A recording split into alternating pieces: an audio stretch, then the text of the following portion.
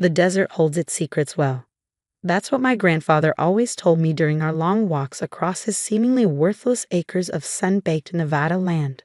What the Henderson family never understood was that Grandpa Jack wasn't just a stubborn old man holding onto useless dirt.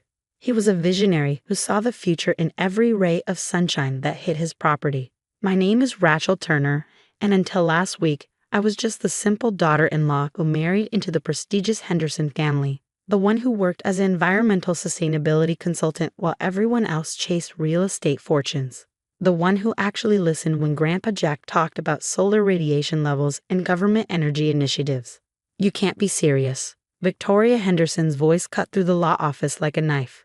Dad left the prime Lake Tahoe properties to us, but gave 3,000 acres of desert wasteland to her? My mother-in-law spat out the last word like it tasted bitter. William Clark, Grandpa Jack's lawyer for 30 years, adjusted his glasses. The will is quite clear. The Nevada property, all 3,247 acres, transfers entirely to Rachel Turner. My husband Thomas shifted uncomfortably beside me. His sister Amanda was already typing furiously on her phone, no doubt calculating what she thought was the minimal value of worthless desert land. This is ridiculous, Victoria continued. She's not even a real Henderson, just some tree-hugging consultant who got lucky with Thomas. She wouldn't know what to do with real property if her life depended on it.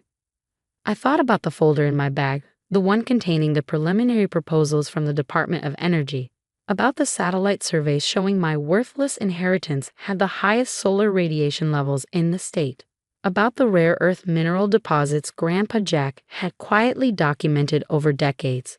Rachel, Thomas whispered, maybe Mom's right. What are you going to do with desert land? We should sell it to the family for a fair price. A fair price. They had no idea what fair would mean in about 24 hours. Actually, I said quietly, I think I'll hold on to it. Grandpa Jack was pretty specific about wanting me to have that particular property. Victoria's laugh was pure condescension. Of course he was specific. He was going senile at the end. Probably thought he was doing you a favor, giving you anything at all.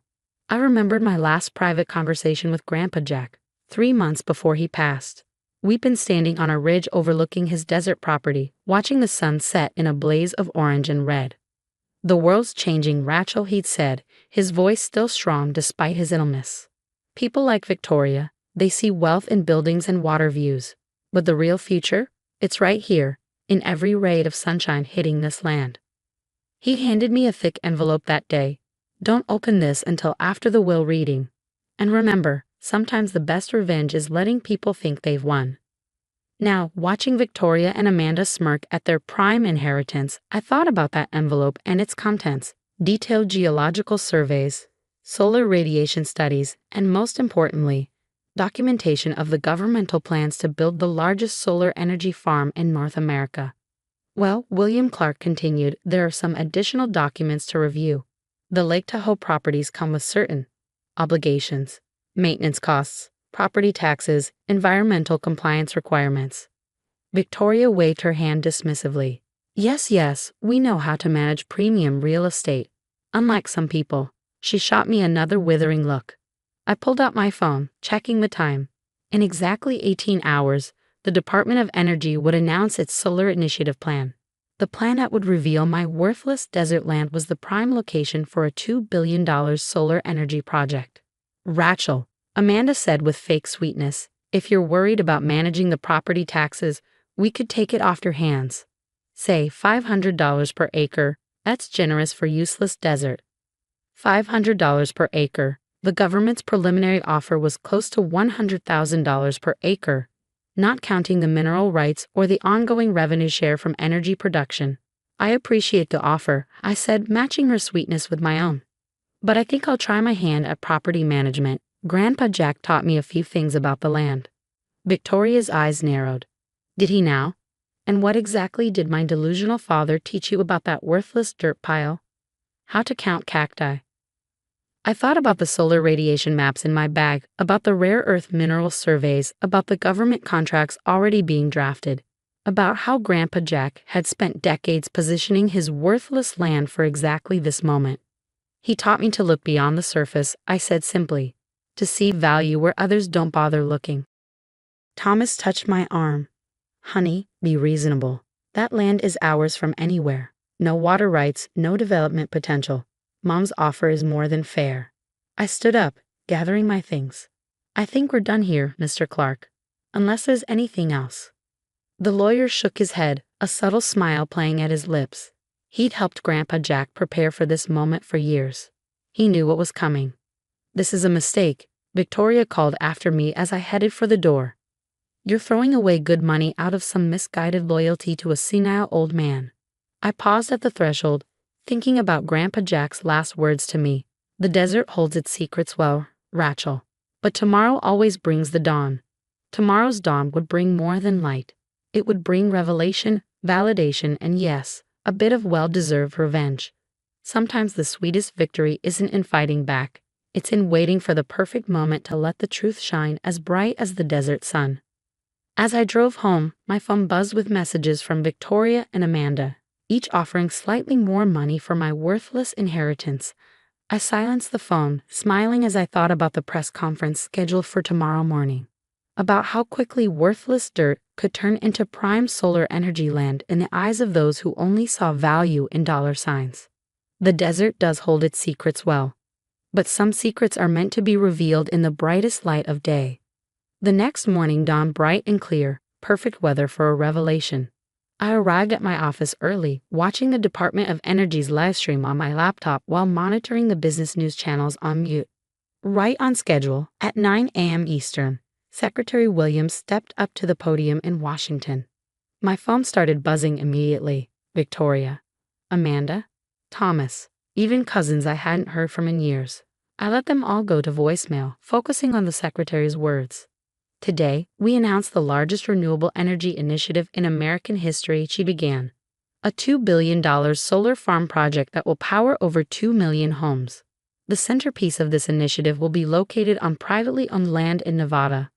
Land that our studies have shown to have the highest solar radiation efficiency ratings in North America. My direct line rang, William Clark calling as planned. I put him on speaker. Rachel, he said, amusement clear in his voice, I believe your mother-in-law is trying to break down my office door. Is she watching the press conference? Oh yes. She turned quite pale when they showed the map of the proposed solar farm location, even paler when they mentioned the rare earth minerals. On screen, Secretary Williams was unveiling the detailed plans.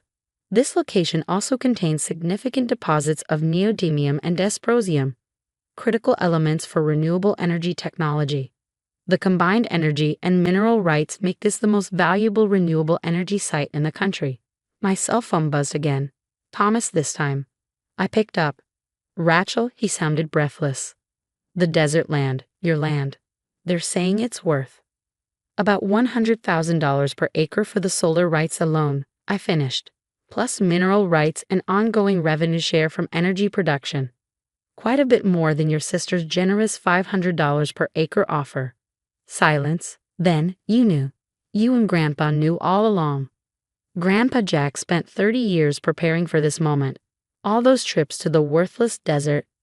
He was documenting solar radiation levels, conducting mineral surveys, positioning the land for exactly this opportunity. Mom's losing her mind, Thomas said quietly. She's already called her lawyers, talking about contesting the will. She won't get far, I said, watching the secretary continue her presentation.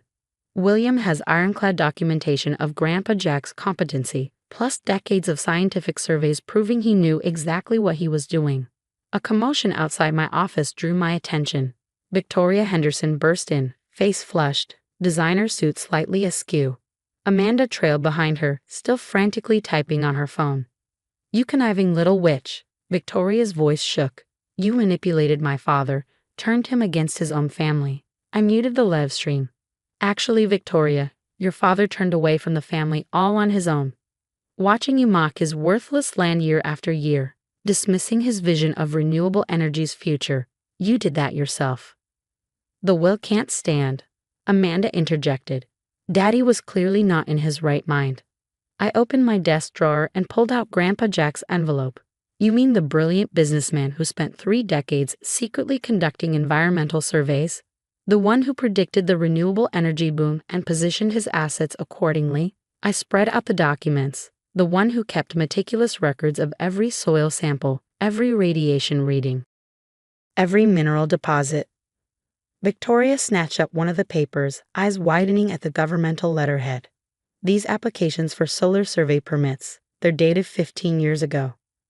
Grandpa Jack was many things, I said quietly, but senile wasn't one of them. He saw the future coming long before anyone else. He just needed someone who shared his vision to carry it forward. We're family. Victoria's tone switched to wheedling. Surely we can come to some arrangement. A partnership perhaps. I thought about all the times she called me simple, mocked my environmental work, dismissed me as a gold digger who got lucky with Thomas.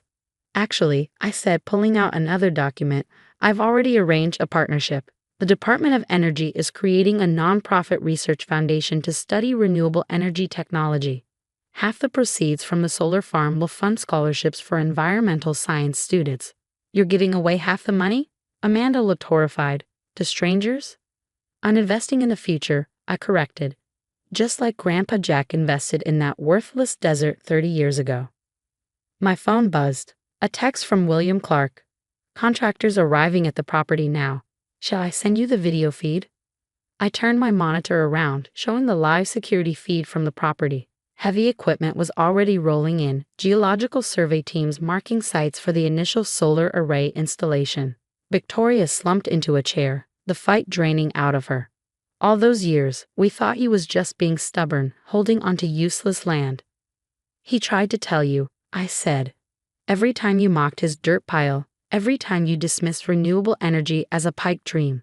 But you were too busy counting the value of your Lake Tahoe views to listen. Thomas spoke up from the doorway where he'd been quietly watching. The property taxes on those lake houses, they're more than the properties generate in rent. I nodded. Grandpa Jack knew that too. Those prime properties are actually money pits. The real wealth was always in the desert, for those willing to look past the surface. Over the next few weeks, the true scope of Grandpa Jack's vision became clear. The solar farm would be the largest in the Western Hemisphere.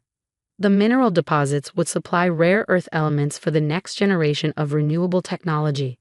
The land value soared to over $400,000 per acre.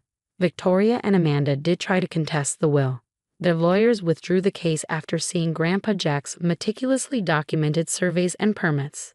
The press had a field day. Solar Visionary's grand plan revealed, and Desert Gold. The future of green energy. I kept my office simple, but I did hang one new item on the wall. A photograph of Grandpa Jack standing on his worthless desert land, smiling at the setting sun. Below it, I framed the last note he'd written me.